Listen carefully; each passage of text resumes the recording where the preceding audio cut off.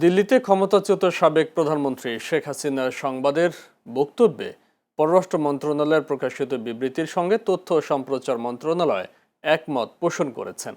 আজ সচিবালয়ে শিকল ভাঙার জুলাই নামক গ্রন্থের মোড়ক উন্মোচন অনুষ্ঠানে সাংবাদিকদের প্রশ্নের উত্তরে তথ্যমন্ত্রী জহিরুদ্দিন স্বপন এ তথ্য নিশ্চিত করেন। অনুষ্ঠানে বক্তব্যকালে তথ্য সম্প্রচার মন্ত্রী বলেন, জুলাই গণঅভ্যুত্থানের বীর যোদ্ধাদের আত্মত্যাগ এবং বিএনপির চেয়ারম্যান তারেক রহমানের গত ১৭ বছরের দূরদর্শী নেতৃত্বের উপর ভিত্তি করেই বর্তমান সরকার গঠিত হতে পেরেছে।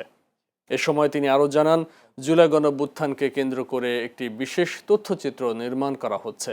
দেশের সার্বিক পরিস্থিতি তুলে ধরে তথ্যমন্ত্রী বলেন, অতীত ইতিহাসে একটি স্বাধীন দেশকে বারবার শৃঙ্খলিত করার কারণেই কাঙ্ক্ষিত উন্নয়ন ও অগ্রগতি বাধাগ্রস্ত হয়েছে।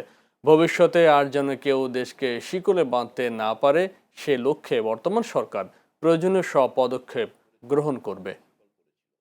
আমি নিশ্চিত যে আপনারা সকলেই আমাদের মাননীয় পররাষ্ট্রমন্ত্রীর এবং পররাষ্ট্র মন্ত্রণালয়ের প্রতিক্রিয়া এবং বক্তব্য দেখেছেন। আমি তথ্যমন্ত্রী হিসাবে আমার প্রিয় সহকর্মী আমাদের পররাষ্ট্রমন্ত্রী মহোদয় সরকারের পক্ষ থেকে যে প্রতিক্রিয়া ব্যক্ত করেছেন সেটাই প্রতিধ্বনি করছি আপনাদের সামনে।